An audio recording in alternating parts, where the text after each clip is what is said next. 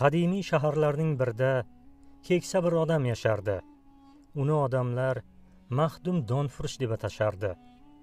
Donfurush har kuni eshagiga bir qop don yuklab bozorga olib chiqar, shu bilan tirikchilik qilardi. Mehribon kampiri va qarigan chog'ida Xudodan tilab olgan yakka-yu yolg'iz qizi bor edi. Ular kamsuqumgina hayot kechirishardi. Lekin donfurush hayotidan nolimasdi. Doim Allohga shukr qilardi. U doim bir narsani orzu qilardi.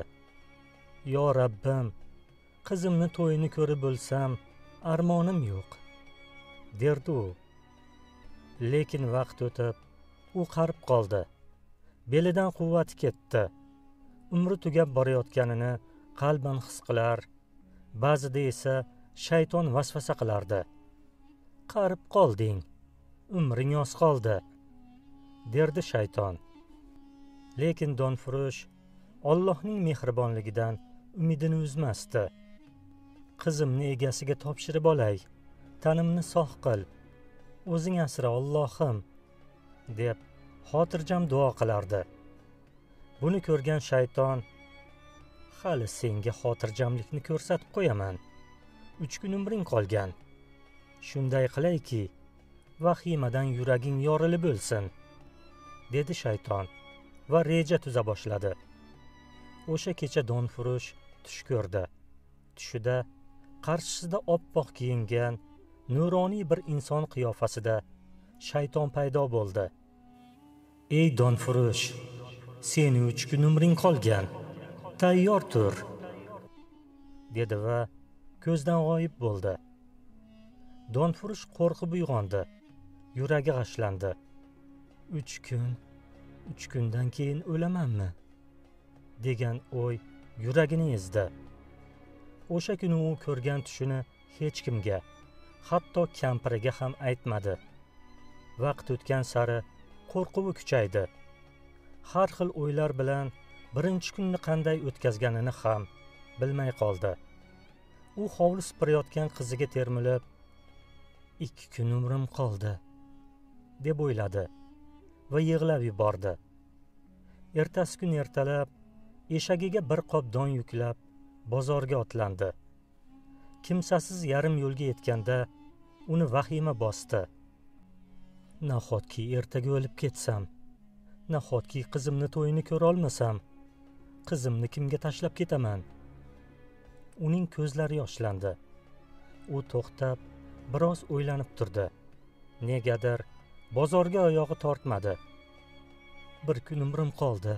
Tezroq uyga borib, kampirimga aytmasam bo'lmaydi. U shunday xayollar bilan bir qop donni eshakdan tushirdi-da, yo'l chetiga sochib yubordi. Tezroq bormasam bo'lmaydi. Bosh ko'zimdan sadaqa. U shunday deb donni yo'l chetiga sochib, eshakka mindi-da, ortiga qaytdi. Yo'l chetida sochilib yotgan donlarni och-nahor qushlar yeb bitirishdi. Donfurush uyiga kelgach, xuddi vidolashayotgandek kampiriga qaradi. Xotin, meni umrim tugadi. Ertaga oxirgi kunim, dedi u afsus bilan va ko'rgan tushini aytib berdi. Nimalar deyapsiz? Umringiz ham, ajalingiz ham Xudoning qo'lida. Xudodan boshqa hech kim hukm chiqara olmaydi. Kim qachon o'lishini Alloh biladi, deb yig'ladi ayoli. Ertasi kun Azroil alayhissalom donfurushning eshigi oldida paydo bo'ldi va endi hovliga kirmoqchi edi hamki, oldida nurdan to'siq paydo bo'ldi.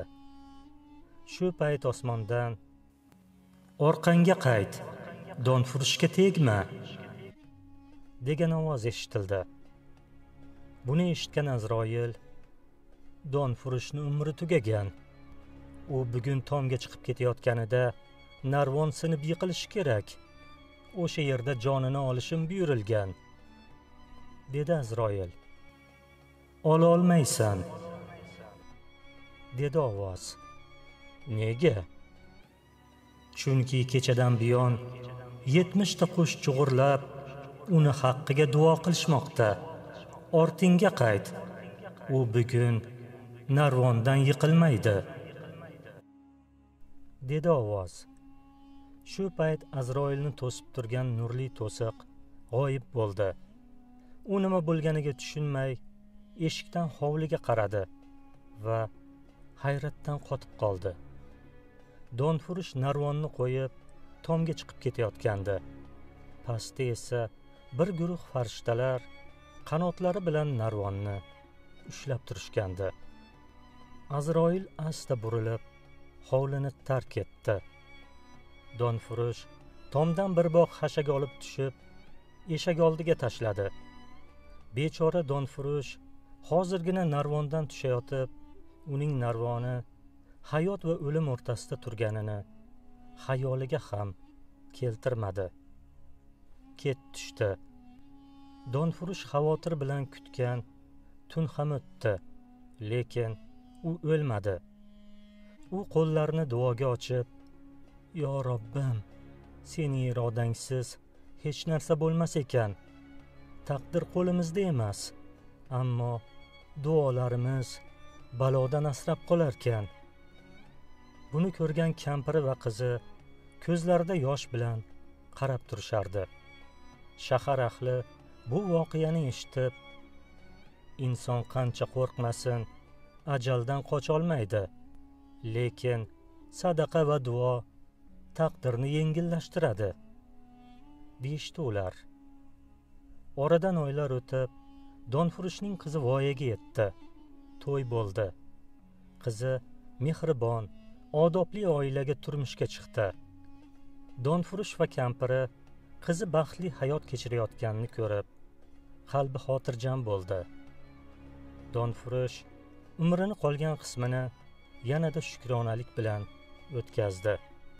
Qizi va nabiralari ichida piru badavlat, xotirjam umr kechirdi. Ular har kuni kampiri bilan qushlarga don beradigan bo'lishdi. Rivoyat yoqqan bo'lsa like bosib, izohga Allohga shukr deb yozib qo'ying. Obuna bo'lishni unutmang.